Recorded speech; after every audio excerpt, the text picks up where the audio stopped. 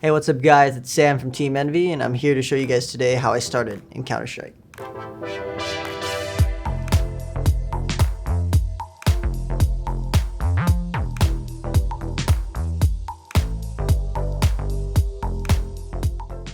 For me, I started out playing just pugs and at the time ESCA pickup games or just random 10-mans, and I just basically enjoyed myself playing Counter-Strike. As I kept playing CS, I got more competitive about winning. I basically got myself into, at the time, was Rank S, basically where all the pros play.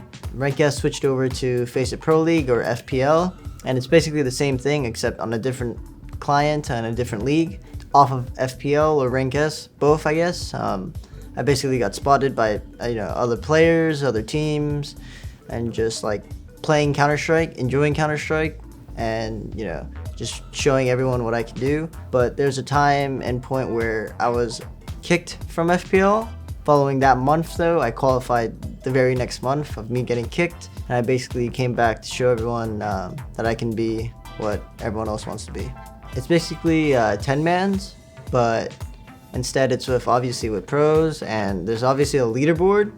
At the time for Rank S was top 10, gets like a good amount of money. I think first place was like $5,000 at least, but it was going for monthly. So at the end of the month, they keep a leaderboard of all the games that went on that month, and first gets like $5,000, second gets like $4,000. It's basically the same thing for FPL. Instead, it's weekly. FPL and Rank S was honestly just like a start, and I guess it was a start for any up-and-coming players right now or even before. I was streaming still, so I would make my revenue from streaming, and I would make revenue from qualifying for like top 10 during that month for a week or day. Yeah, I mean, it didn't really change anything honestly for me. All it did was basically just help me, and at that time I was living with my mom and I was still going to school. I guess it really like helped me convince my mom and my parents, basically saying like this is only like a little bit of what can happen in the future. I guess it kind of helped with me convincing them for me to play 12 hours a day. It's basically like a part-time job. I basically explained to my parents how I got the money and just told them basically about the esports scene.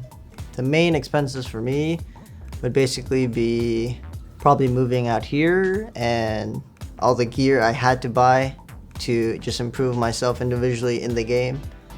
Obviously, I was 15 at the time.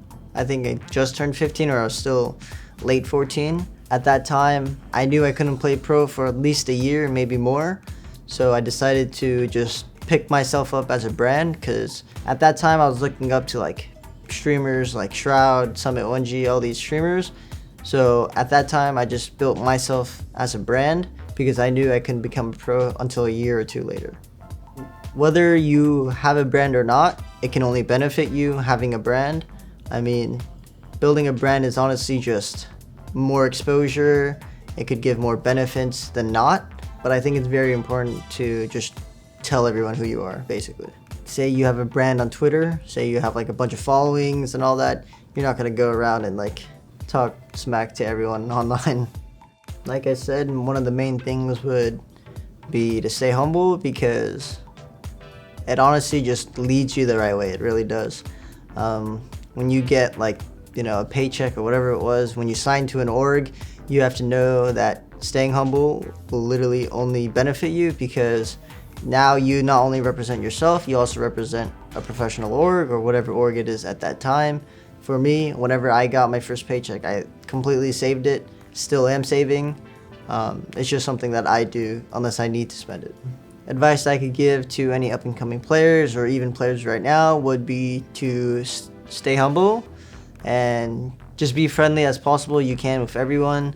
Obviously, I don't mean to be like fake, but staying humble and building good bridges with good players or even bad players now, because you don't know where they would be in 2 years. Maybe they could be even better than you, and maybe they're looking for a player to pick up. But staying humble and building bridges like that will help you in the future.